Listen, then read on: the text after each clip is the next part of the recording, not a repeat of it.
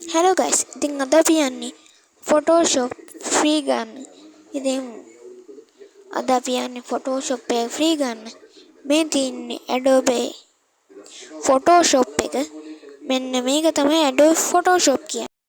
ඉතින් මගේ WhatsApp channel එකේ link එක පහළ description එකේ තියෙනවා.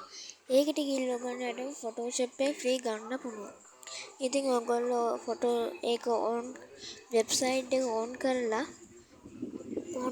ක්ලික් කරලා ගියයින් පස්සේ ඕගොල්ලන්ට දකින්න පුළුවන් අලුත් වෙබ්සයිට් එකක් තියෙනවා Adobe Freedom කියලා.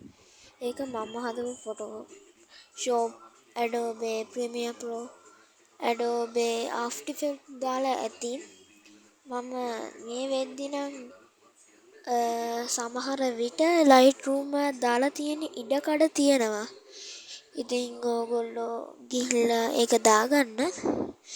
ඊට පස්සේ PC එකකින් ඕන් වෙලා WhatsApp channel එකට ගිහිල්ලා link එකකින් ඕගොල්ලෝ තවත් ඒකේ පහළ බටන් එකක් තියෙන ඒ බටන් එක ක්ලික් කරලා ඕගොල්ලන්ට යන්න පුළුවන් Adobe Photoshop එකට. ඒ කියන්නේ Photoshop එකේ download file එක ගන්න. file එක 3GB විතර වෙනවා. 4.58 වගේ GB ගාණක් යනවා ඒකට. ඒ මේ 2025 අලුත්ම මොඩල් එක.